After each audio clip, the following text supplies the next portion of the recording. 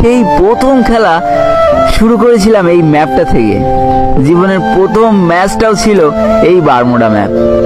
আর আজ সেই ম্যাপটা বদলে যেতে হাতে মাত্র কয়েকটা দিনই আছে, তারপরেই হয়তো সব শেষ।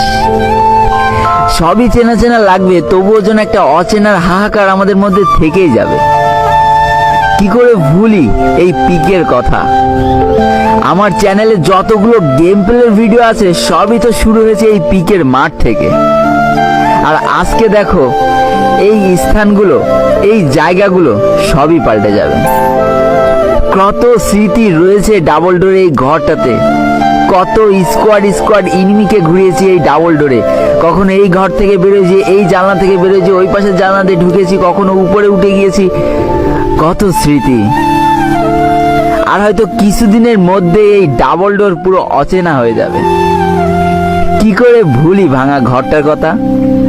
বারমুডা ম্যাপের প্রতিটা ম্যাচই তো শুরু হয়েছে এই ঘরটা থেকে। কতবার হয়েছে যে নেমে কোনো গান পাইনি, অথচ চারিপাশে এনিমি, সামনে পিছনে নিচে উপরে।